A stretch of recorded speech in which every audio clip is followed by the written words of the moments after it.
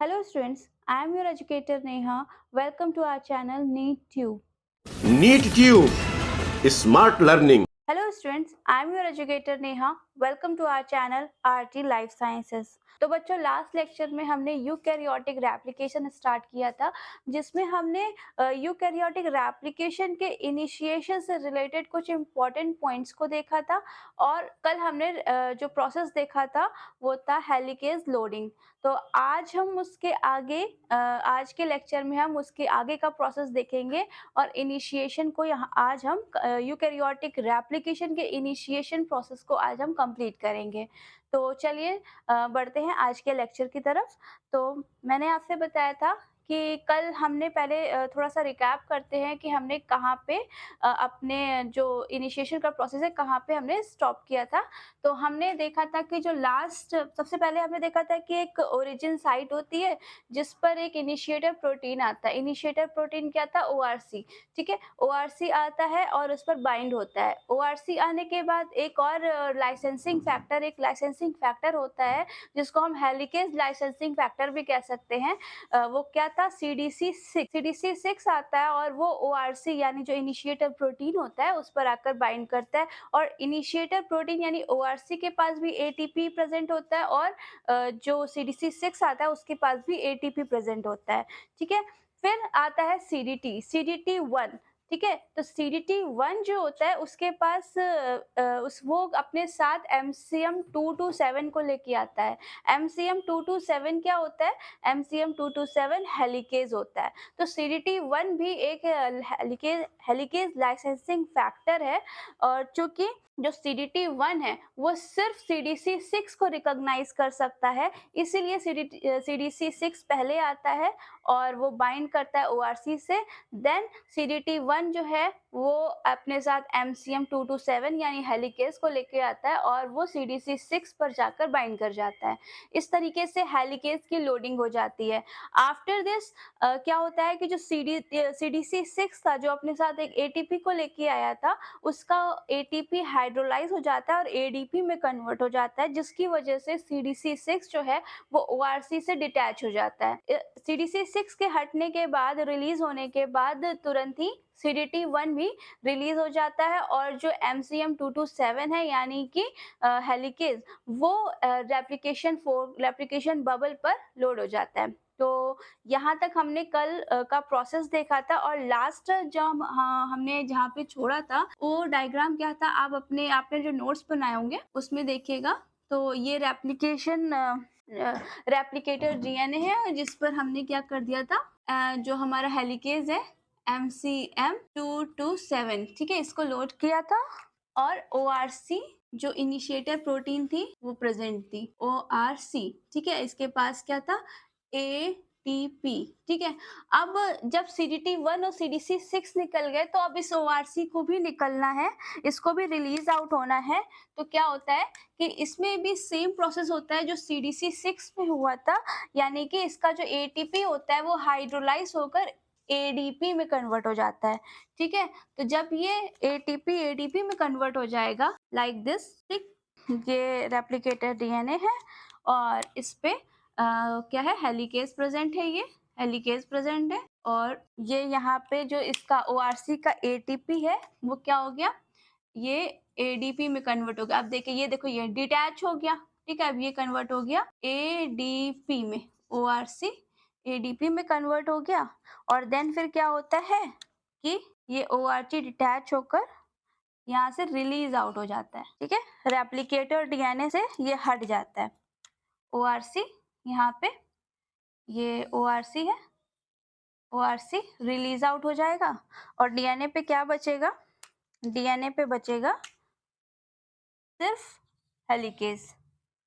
ठीक, तो ये DNA पे हेलिकेज बचा, दिस इज MCM227। ठीक, ये हेलिकेज बचा। अब इस ORC यानी ORC जो कि इसका ATP जो था वो ADP में कन्वर्ट हो गया था हाइड्रोलाइज होकर। अब इस ORC का क्या होता है?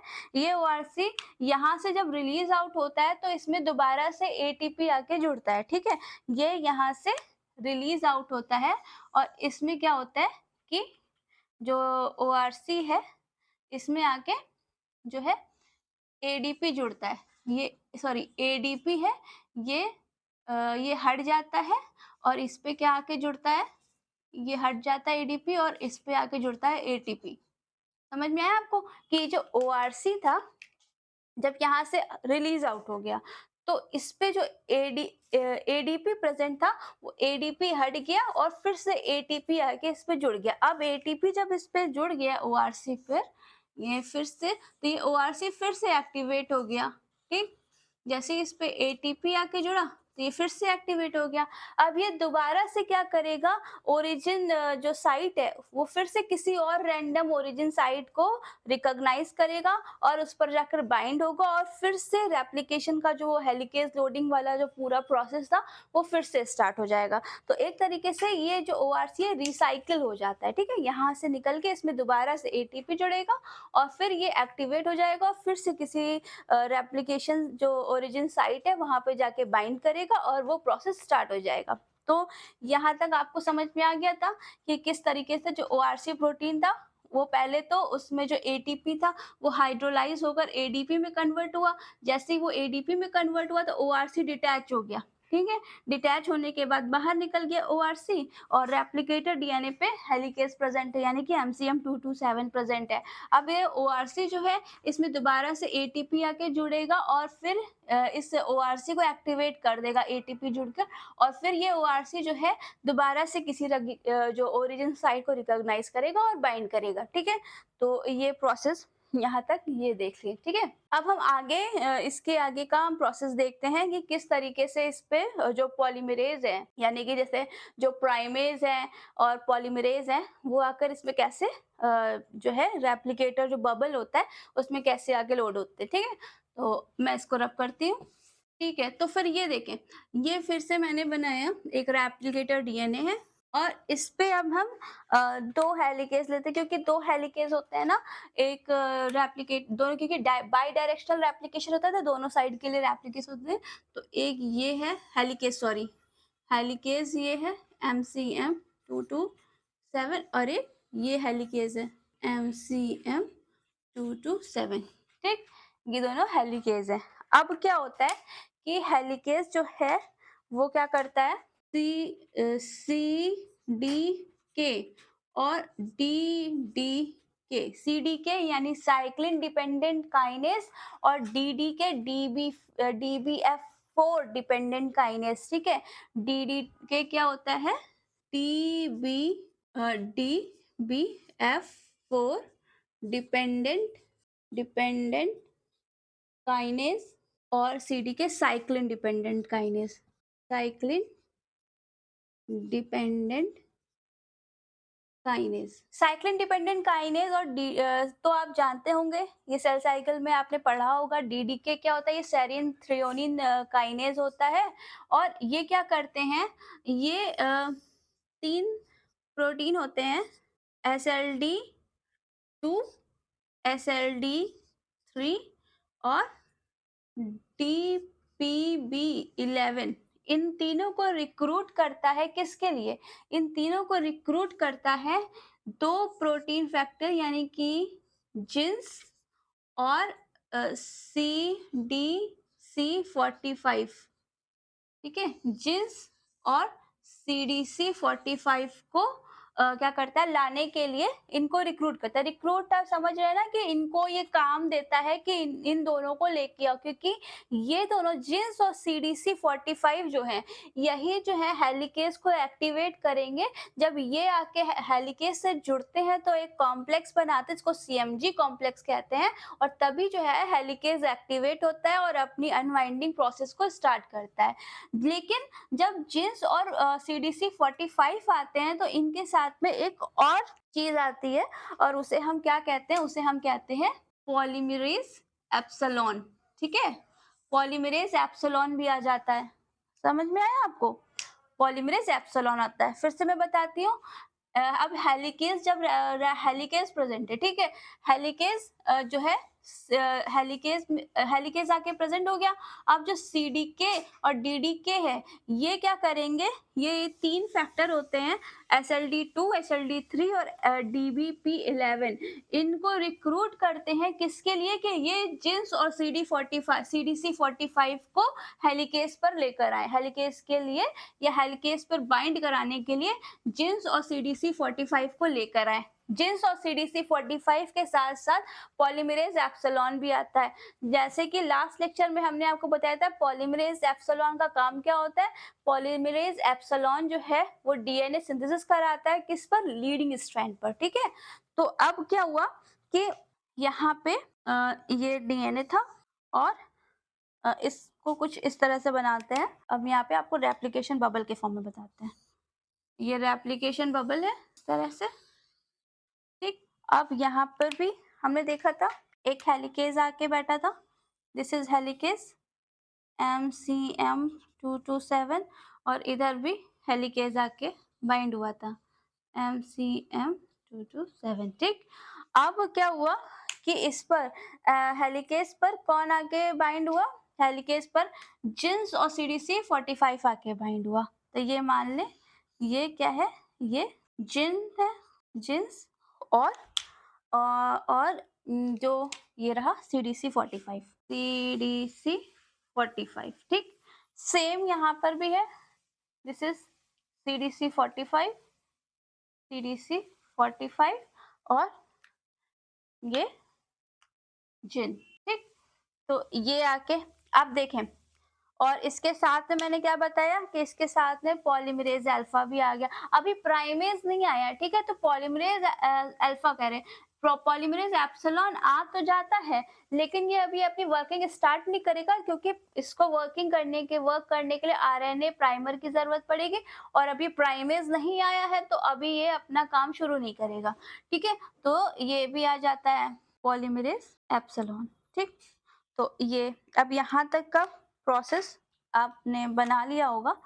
अब ये जो जिन्स MCM और CD45 है, ये जो है ये क्या बना रहे हैं, ये CMG कॉम्प्लेक्स बना रहे हैं, CMG कॉम्प्लेक्स। इसके अंदर C से क्या है, C से CDC45 है, C का मतलब M से MCM227 है और G से जिन्स है, ठीक है। ये तीन मिलके जो है वो क्या बनाते हैं, ये CMG कॉम्प्लेक्स बनाते हैं और तभी क्या होता है, हेलिकेज एक्टिवेट होता है, ठीक है।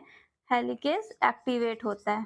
तो इतनी बात आपको समझ में आ गई कि मैंने क्या बताया, कि मैंने बताया था कि जब ORC जो प्रोटीन है वो हट जाती है तो अब डीएनए पे सिर्फ क्या बचते हैं, हेलिकेज बचते, क्योंकि बाई डायरेक्शनल है इसलिए मैंने 2 हेलिकेज बनाए, ठीक है। अब क्या होता है जब हेलिकेज यहाँ पे अभी ये हेलिकेज इनएक्टिव फॉर्म में है, नॉन प्रोसेसिव फॉर्म में है, तो क्या होगा कि फिर क्या होता है कि CDK और DDK, साइक्लिन डिपेंडेंट काइनेज और DBF4 डिपेंडेंट काइनेज जो कि सेरीन थ्रेओनिन काइनेज होता है, ये क्या करते हैं, ये SLD2, SLD3 और DPB11, ठीक है, इनको रिक्रूट करते हैं किसके लिए कि ये जिन्स और CDC45 को लेकर आए, ठीक है। जिन्स और CDC45 को ये लेके आए। जब जिन्स और CDC45 आते हैं तो उनके साथ में पॉलीमरेज एप्सिलॉन भी आ जाता है, ठीक।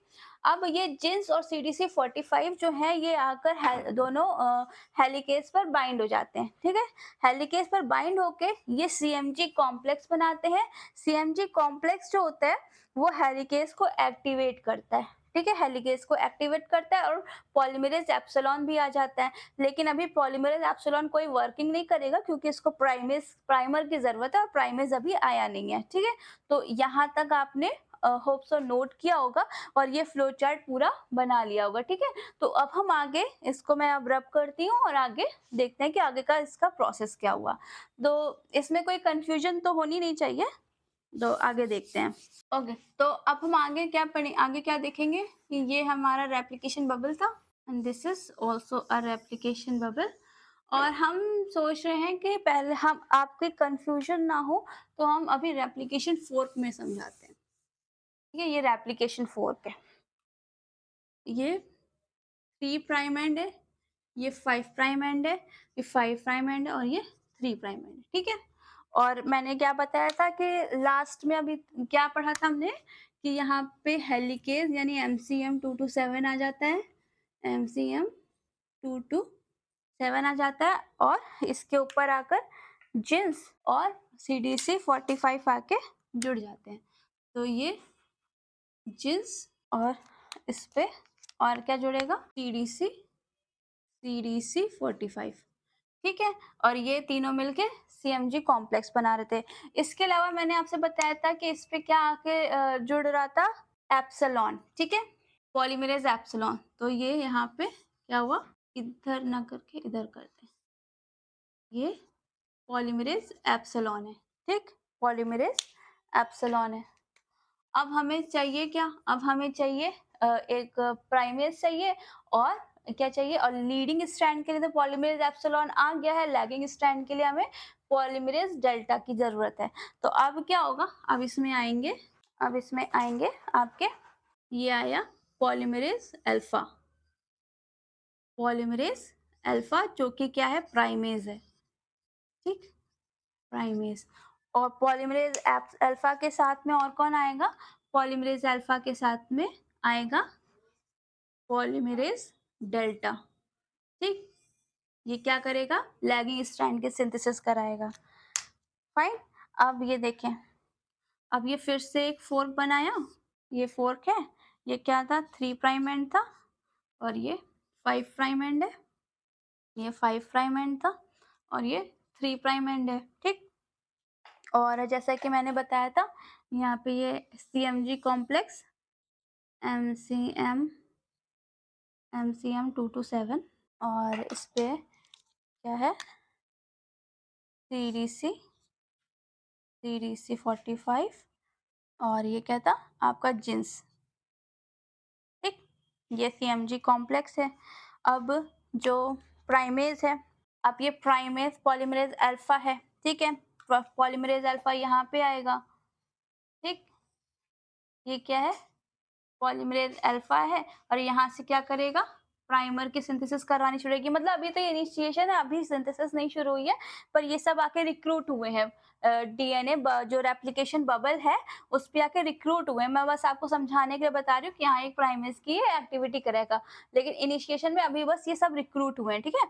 तो पॉलीमरेज अल्फा है, ठीक है, तो ये यहाँ पे 5 प्राइम एंड से सिंथेसिस कराएगा और चूंकि ये 5 प्राइम एंड से सिंथेसिस करा रहा है तो यहाँ से जो न्यू स्ट्रैंड्स की सिंथेसिस कंटिन्यू रहेगी। तो मैंने बताया था कि जिस स्ट्रैंड की सिंथेसिस कंटिन्यू रहती है उसे हम लीडिंग स्ट्रैंड कहते हैं और लीडिंग स्ट्रैंड की सिंथेसिस कौन कराता है, पॉलीमरेज एप्सिलॉन कराता है, ठीक है। तो पॉलीमरेज एप्सिलॉन यहाँ आके बैठेगा और ऊपर वाला जो स्ट्रैंड है क्योंकि वो उसमें क्या होता है कि मैंने कहा था कि अब चूंकि 5 है, 5 के सामने 3 to 5 तो सिंथेसिस होती नहीं है, सिंथेसिस हमेशा 5 प्राइम एंड से 3 प्राइम एंड की तरफ होती है, तो वो यहाँ से स्टार्ट होगी क्योंकि ये हम इसको 3 मानेंगे, ये बात तो पहले भी बता चुके, इसको हम 3 प्राइम मानेंगे, तो यहाँ से सिंथेसिस शुरू होगी। इसलिए जो पॉलीमरेज अल्फा है वो कहाँ पे आके रिक्रूट होगा, वो यहाँ पे रिक्रूट होगा, ठीक है, यहाँ पे, क्योंकि इसको यहाँ से प्राइमर बनाना है इसलिए यहाँ पे पॉलीमरेज अल्फा आके रिक्रूट होगा, ठीक,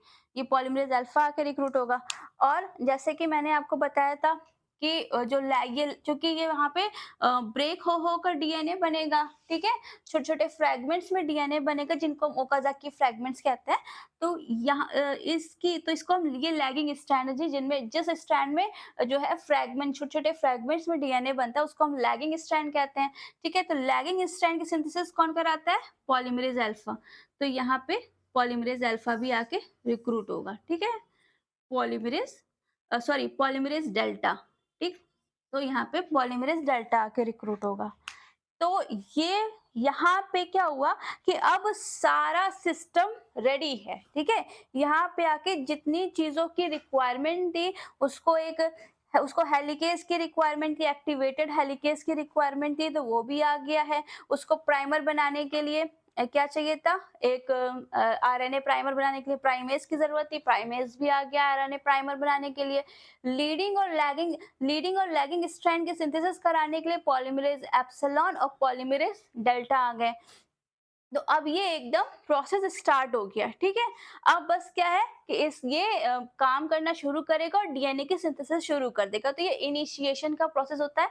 इनिशिएशन का मतलब क्या होता है कि जहाँ पे सारी सिस्टम एकदम रेडी हो जाए, सारी रिक्वायरमेंट्स फुलफिल कर दी जाए किसी प्रोसेस को कराने के लिए।